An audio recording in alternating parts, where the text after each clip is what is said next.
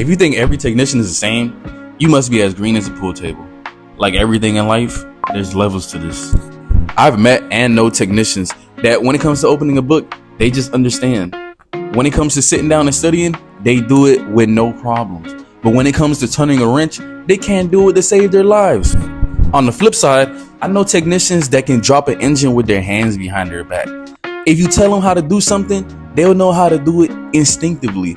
Their hands been blessed by God from the womb. But when it comes to sitting down and studying for an ASC, they over here acting like they can't even do that.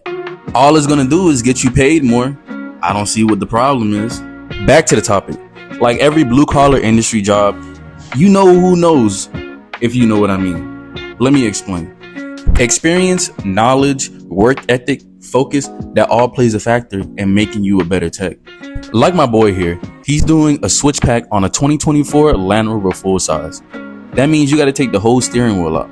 Not everybody can do that on a type of car like this. These customers have money and connections, and they be real quick to sue about their car. The technician world isn't just a fix your car. There's a structure, a career ladder, and it typically starts with a lube technician or an apprentice tech. This is an entry level. You're doing basic maintenance, oil changes, tire rotations, fluid checks. You're learning the ropes, tools, safety, and how the shop runs. Many start here after high school, or you'll go to a technical training college, and then you learn about brake jobs, suspension work, and diagnosis, and then you shadow higher technicians. Then there's C-level technicians. I personally never experienced that, but in some shops they have those. These are more advanced technicians. You're doing more maintenance. You can handle brake jobs, belt replacement, and maybe some light diagnosis to help. You're developing your own workflow and starting to become independent. This is also where ASC certifications become important. Each certification you pass adds credibility to your skills, and many shops, it adds money to your paycheck. For example, some shops give you $1 raise for every ASC. Past 5, that's $5 more an hour. Over a year, that's an extra $10,000 extra income. And then there's B-level technicians. I'm gonna put B and A in the same category because, like I said, from my experience, they don't really have categories like that. But I'm not discrediting other shops that do. But B-level technicians, they get check engine lights and diagnosing a little bit better than the other levels of the technician world. They understand check engine lights diagnosis, advanced suspension and brake works, cooling system, and work with more modern vehicles. And they start touching some hybrid vehicles, ADAS systems, and more. You'll need strong computer skills and growing ASC credentials. Shop expects B Tech to work independently and accurately. And then with the A levels or the master technicians, they're the top tier ones. The heavy hitters, full engine and transmission rebuilds, light work. In-depth diagnosis, they got that. Reprogram modules, of course they're doing that. And they stay up to date with the latest manufacturer techs and bulletins. Most master techs have multiple AAC certifications, sometimes 8 core, 10, maybe advanced diagnosis ASCs under their belts. That goes to show, whenever you got a problem, they're the ones that you call. Now we're going to manufacturer specifics. Different manufacturers mean different experience. Here's how. Toyota, known for reliability, straightforward diagnosis, and the hybrid Prius, is a good learning ground. That's where I started from. Going from T10 to going into a Toyota dealership. This is where I made all my mistakes. And if you can ask my manager, he knows I made a lot of mistakes. Then you got Ford. Ford and Toyota, the same thing. These are like domestic. Ford is like a domestic vehicle right here. These are like, the American brand, the Ford. But then when you go to BMW and Mercedes, these are precision engineering, high-end diagnosis, and specific tools. Great for techs who love problem solving, and German engineering. Then you have Tesla, which are fully electric. They don't even have oil changes. Well, Tesla specific oil changes, that would be. No exhaust system. It's like working on a computer on wheels. You got Subaru Boxer engines with the all-wheel drive, known for the niche in repairing cars. Mind you, I have a story about how I almost crashed in one of those. Amazing all-wheel drive system. Working across brands give you versatility, and it makes your resume look way better. Cars nowadays are getting more and more advanced. That means they're not the same as they were 10 years ago. They're not carbureted. Yes, I understand a lot of techs had to struggle back in the days, but you can figure out a car before you even see the car itself. There's ADAS, Advanced Driver Assistance System. That's lane assist, adaptive cruise control, blind spot monitoring. There's cars that can even park themselves. There's hybrid and electric powertrains now. High voltage system, regenerative braking, battery diagnosis, over the air updates. Cars can update from your phone. Telematics, anonymous feature.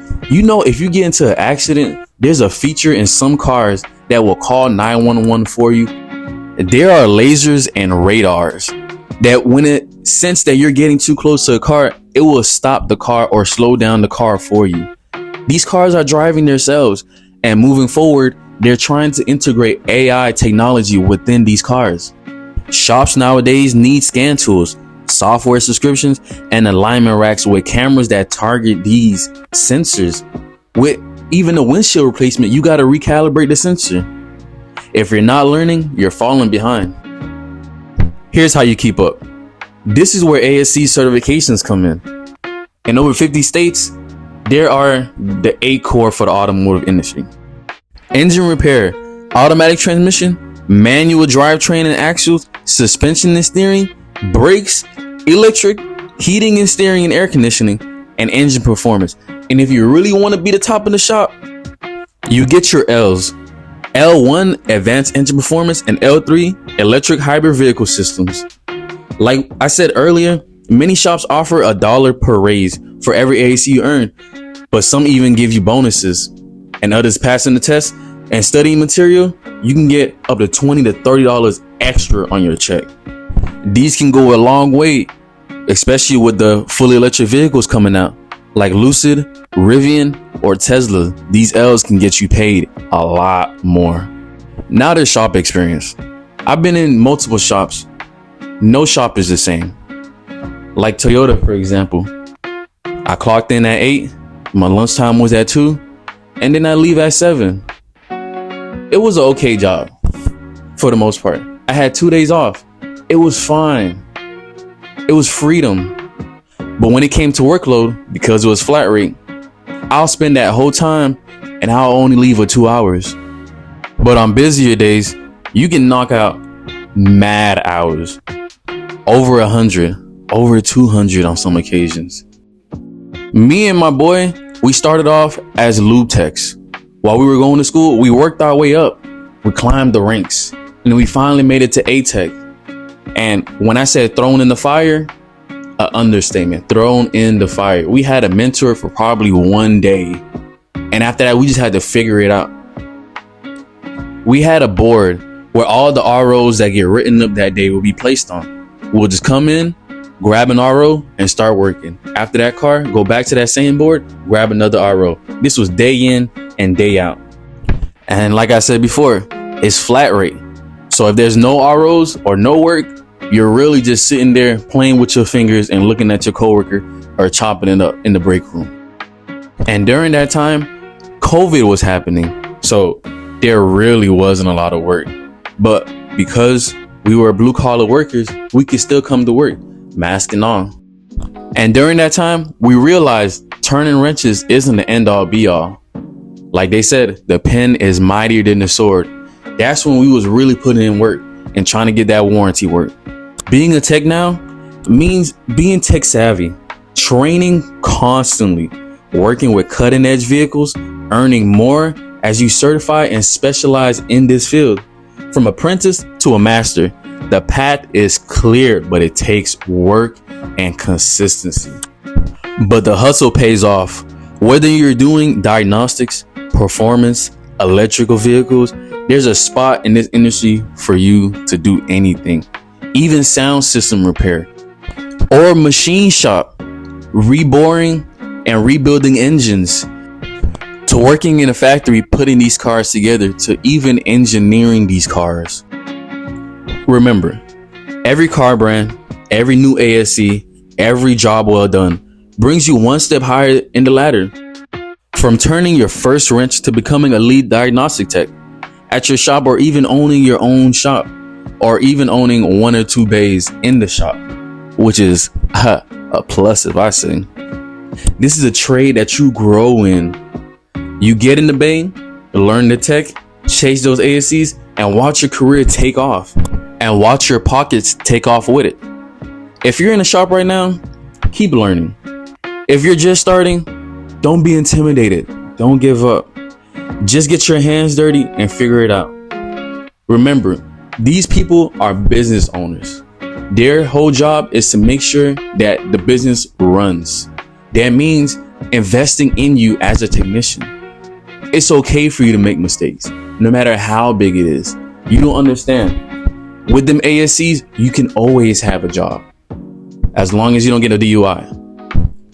But you can always go anywhere in the States and work, no matter how bad it was, no matter how bad it got, no matter how bad you messed up. And trust me, I know I messed up a whole lot, but I still have a job in this industry because I know what I know and I can do what I can do. So don't be scared. Keep going. Drive. Before I sign off, let me leave you with this. The automotive world is evolving faster than ever. From gas-powered classic EVs with techs and laptops to demanding a smart, adaptable, certified technician just to do a regular check engine light diagnosis. If you're already in the industry, take this as your reminder. Every ASC certification isn't just a test. It's a step towards higher pay, more responsibilities, and more respect. That dollar raise per ASC, it adds up. Stack 5 or 10 and you'll change your income dramatically. If you're just getting started, like I said, don't stress. Everyone starts with an oil change, but with time, training, and willingness to learn, you can move up. Whether you're turning a wrench for Toyota or taking down a steering wheel for a Land Rover, your path is wide open. And for shop owners or managers, listen, invest in your techs. Pay for their ASCs. Offer those incentives. A strong team with a strong certification builds a stronger business. And as you already know, for every ASC in the shop, they can raise their rates. So they want you to get ASCs. So keep turning wrenches. Keep asking questions. Keep chasing the certifications and keep growing. This industry rewards those who put in the effort and be that tech. If you stayed this long for the video, write super in the comments and check out the page for more videos like this.